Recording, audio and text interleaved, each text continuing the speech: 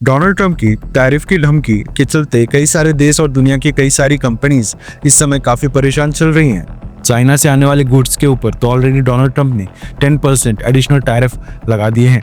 अकेले चाइना के ऊपर 10% एडिशनल टैरिफ से अमेरिका की गवर्नमेंट को $241 बिलियन का फायदा होगा। यानी जो 10% एडिशनल टैरिफ अमेरिका की सरकार के जेब में आएंगे, ये कुल मिलाकर $21 बिलियन बनते हैं।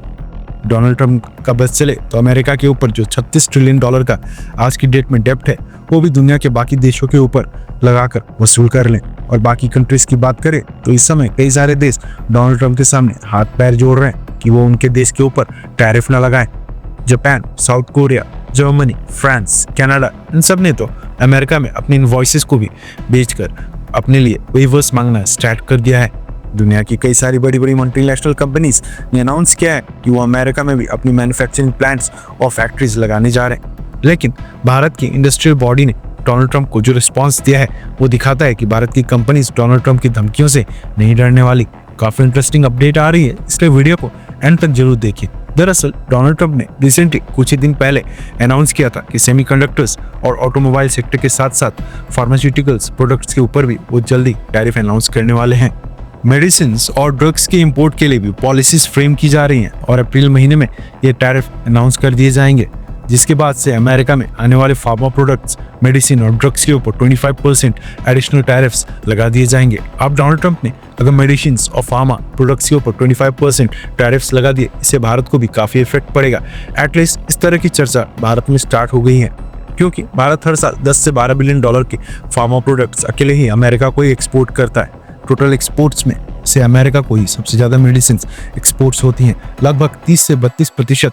लेकिन डोनाल्ड ट्रंप की धमकियों से घबराना तो दूर की बात, भारत की फार्मा कंपनीज की जो ट्रेड बॉडी है, उसकी तरफ से एक स्टेटमेंट आई है, जिससे पता चलता है कि डोनाल्ड ट्रंप ये जो 25% टैरिफ की धमकी दे रहे हैं, इनसे उनको कोई भी फर्क नहीं पड़ने वाला। और डोनाल्ड ट्रंप जो मर्जी फैसला ले लें, वो अपनी मेडिसिन की प्रोडक्शन भारत में ही रखेंगे और भारत से अमेरिका को मेडिसिन और फार्मा प्रोडक्ट्स एक्सपोर्ट करते रहेंगे।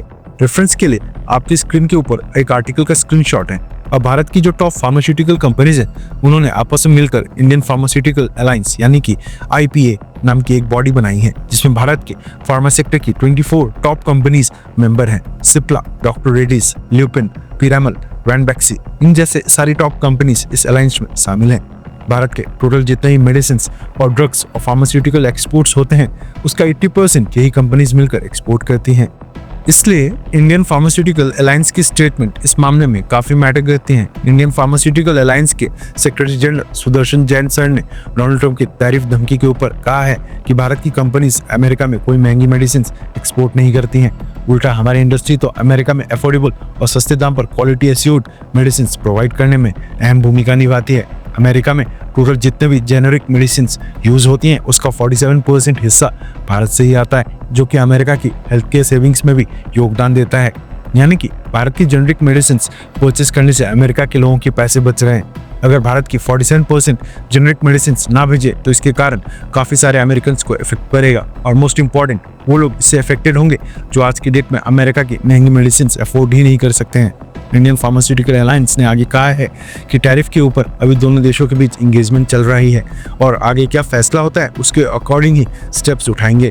जेनेरिक मेडिसिन काफी सस्ती होती हैं और इनमें मार्जिन काफी कम होता है, इसलिए अमेरिका की मेजर कंपनीज अभी जेनेरिक मेडिसिन को प्रमोट नहीं कर रही हैं। अमेरिका के 40 से 50% जेनेरिक मेडिसिन और जेनेरिक मेडिसिन के अंदर यूज होने वाले एक्टिव फार्मास्यूटिकल इंग्रेडिएंट्स का 80 से 90% दूसरी कंट्री से इंपोर्ट होता है। इसका सबसे मेजर पार्ट भारत से आता है। इसलिए डोनाल्ड ट्रंप के 25% टैरिफ्स लगाने के बाद भी जेनेरिक मेडिसिन के लिए अमेरिका भारत के ऊपर ही डिपेंडेंट होगा और जो थोड़ा बहुत इफेक्ट पड़ेगा वो भी उन कंपनीज के ऊपर पड़ेगा जो हाई कॉस्ट मेडिसिन और ड्रग्स एक्सपोर्ट्स करती हैं, लेकिन वो भी लिमिटेड होगा क्योंकि उनकी वॉल्यूम भी भारत में ज़्यादा नहीं है। फिलहाल तो भारत की कंपनीज काफ़ी कॉन्फिडेंट दिख रही हैं, लेकिन एक्चुअल में क्या होता है ये तो खैर अगले साल के रिजल्ट से ही पता चलेगा।